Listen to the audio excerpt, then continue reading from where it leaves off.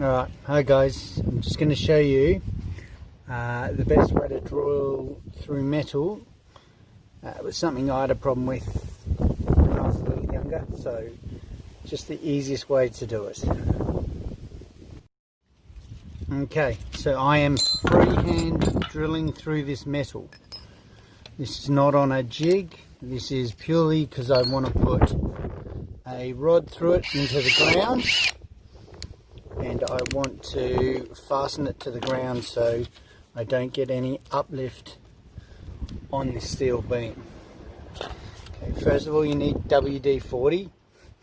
I am actually not, I don't have a lot of it left, so you'll watch as it dribbles out. But you want to use WD-40. Start yourself with a small drill bit. Okay, find your spot and start your drill.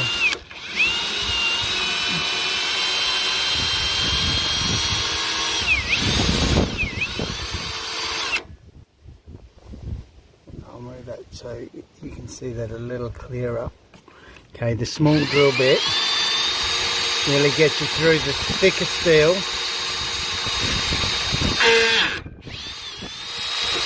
Gives you a guide, but it starts you off. If you don't do that, you'll be drilling for hours. Okay, on this one I've used the WD-40 because you can see how thick it is. Obviously if it's a much thinner steel, you might not need the WD-40. But so that was just a riveter bit, and this is 4mm thick steel, I think. It's a bit more WD-40 on the area. Now I've upped the drill size. Okay, so I've gone a bit bigger. Now you'll hear the drill. I do have the chuck on because I don't want it to be a constant drill, otherwise you'll break your wrist basically. So the chuck does kick in. I'm using that as a guide now. You see I'm not drilling straight, so you can see how this guide hole works now.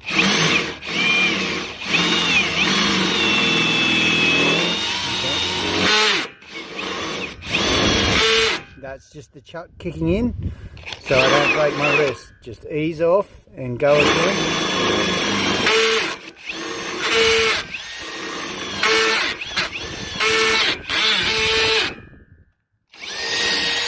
Okay, I just reversed that to get that out of the hole. You saw how easily that went in.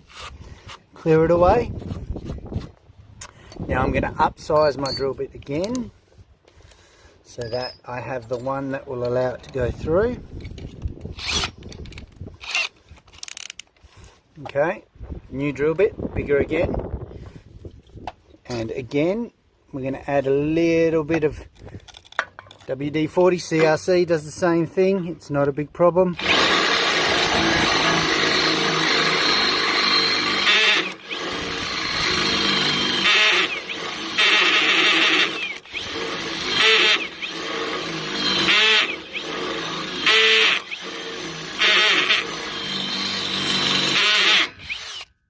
Halfway through, I'm going to give you a little bit more because the friction on this is obviously a little bit more. You can see my WD-40 is pretty pathetic.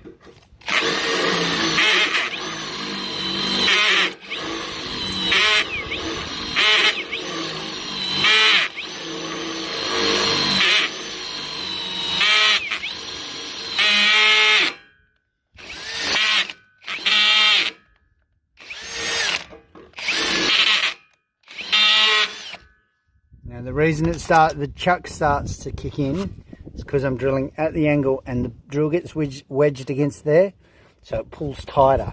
So that's why I would say use your chuck on this. And then all I'm going to do is put a rod like that through, obviously the other end, and I'm going to connect it to a concrete footing, and then I'm going to put a nut and bolt on it just to hold this down so it doesn't move around. Alright. Hope that helped you, and I'll see you next time.